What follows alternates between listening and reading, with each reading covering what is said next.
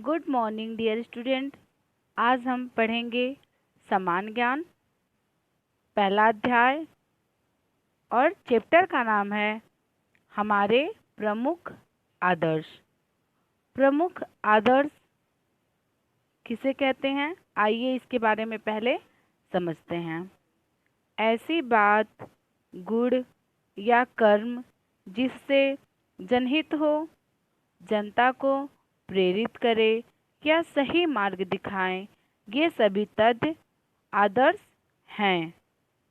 आइए जानते हैं इसके बारे में। हमारी संस्कृति तथा संविधान में ऐसे बहुत से आदर्श प्रस्तुत हैं जो हमारे व्यक्तिगत, सामूहिक एवं राष्ट्रीय सम्मान की भावनाओं से ओतप्रोत हैं। इन आदर्शों का पालन करना तथा उन्हें सम्मान देना हमारे लिए गर्व की बात है। तो आइए इन अध्ययन में हम अपने प्रमुख आदर्शों का गहन अध्ययन करें। पहला है टॉपिक हमारा है राष्ट्रीय गान। हमारे यहाँ राष्ट्रीय गान स्कूलों में, प्रार्थना सभा में तथा दैनिक प्रतिज्ञा के बाद गाया जाता है। प्रत्येक देश की सांस्कृतिक वहाँ के राष्ट्रीय गान से पहचानी जाती है। राष्ट्रीय गान को सावधान मुद्रा में तथा 52 सेकंड में गाया जाता है। हमारे राष्ट्रीय गान की रचना रविंद्रनाथ टैगोर जी ने की थी, जो निम्न है। मेरे प्यारे बच्चों, आप राष्ट्रीय गान के बारे में जानते ही हैं और आप रोज़ाना सुबह स्कूल जब आते हैं, हमारा जब प्रार्थना होता है तो हम राष्ट्रीय गान गाते हैं। इसका जो समय होता है वो कितने टाइम का होता है, तो 52 सेकेंड का होता है। 52 सेकेंड का क्या होता है, हमारा राष्ट्रीय गान गाया जाता है। ठीक है। उसके बाद है, इसकी रचना किसने की, तो रविंद्रनाथ टैगोर जी ने इसकी रचना की। दूसरा टॉपिक है राष्ट्रीय गीत। आइए जानते हैं राष्ट्रीय गीत के बारे में। हमारे भारत देश में खास मौक़ों पर तथा राष्ट्रीय पर्वों पर, जैसे कि 15 अगस्त तथा 26 जनवरी को जब झंडा फहराया जाता है, तो उसके तुरंत बाद राष्ट्रीय गान गाया जाता है। परंतु उस सभा में राष्ट्रीय गीत गाकर ही समापन किया जाता है। जिस राष्ट्रीय गीत को बंकिम चंद्र चटर्जी ने लिखी है, उस राष्ट्रीय गीत की पंक्तियाँ निम्न हैं। जैसा कि आप जानते हैं कि जो राष्ट्रीय गीत है, ये भी हमारा एक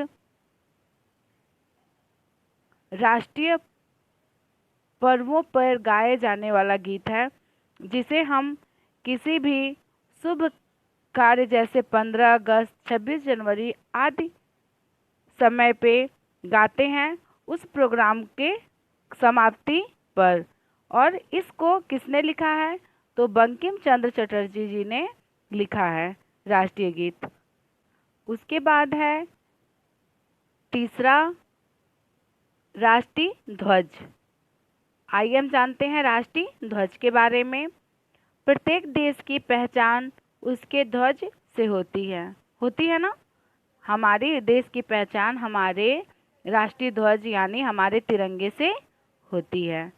हमारे भारत देश का भी एक राष्ट्रीय ध्वज है, जो तिरंगा के नाम से जाना जाता है। किस नाम से जाना जाता है, तो तिरंगा के नाम से जाना जाता है। तिरंगा अर्थात 3 रंगों वाला। ये 3 रंग इस प्रकार हैं: गहरा केसरिया रंग ऊपर, सफ़ेद रंग बीच में और हरा रंग सबसे नीचे है। ध्वज की लंबाई चौड़ाई का अनुपात 3:2 है। हमारे राष्ट्रीय ध्वज का अनुपात कितना है, 3:2। 2। ठीक है। सफ़ेद रंग के इस पट्टी के बीचों बीच में नीले रंग का एक चक्र होता है जिसकी गोलाई लगभग सफ़ेद रंग की पट्टी की चौड़ाई के बराबर होती है। ये कैसी होती है? तो जितने दूरी में सफ़ेद पट्टी होती है उतनी ही दूरी में उसकी चौड़ाई होती है। इसमें 24 तिल्लियाँ होती हैं। यह चक्र अशोक स्तंभ के चक्र से लिया गया है। ये चक्र कहाँ से लिया गया है? तो अशोक स्तंभ से लिया गया है।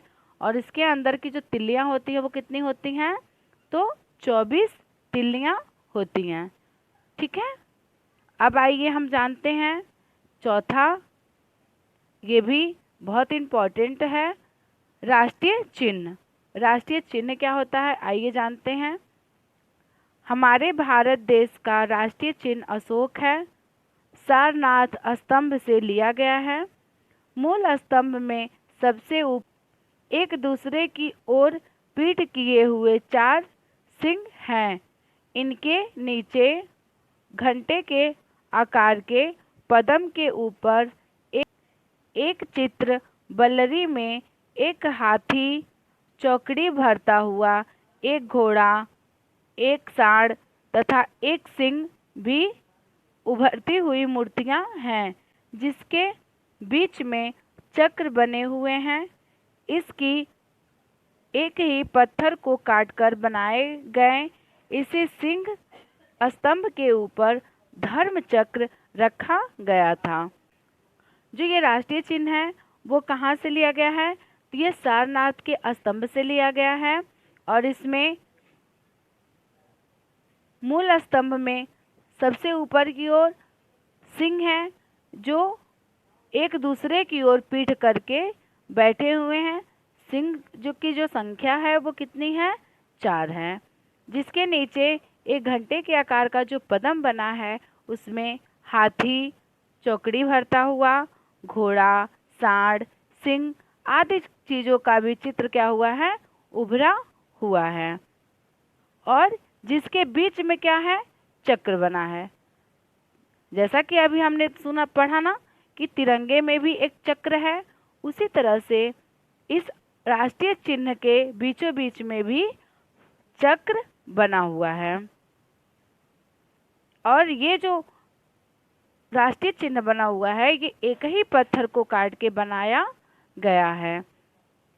उसके बाद है आपका पांचवा हेडिंग, पांचवा टॉपिक, राष्ट्रीय प्रतीक।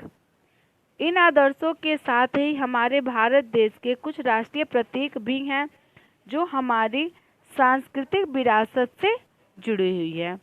तो सबसे पहले आते हैं हमारे राष्ट्रीय पिता। तो राष्ट्रीय पिता कौन है?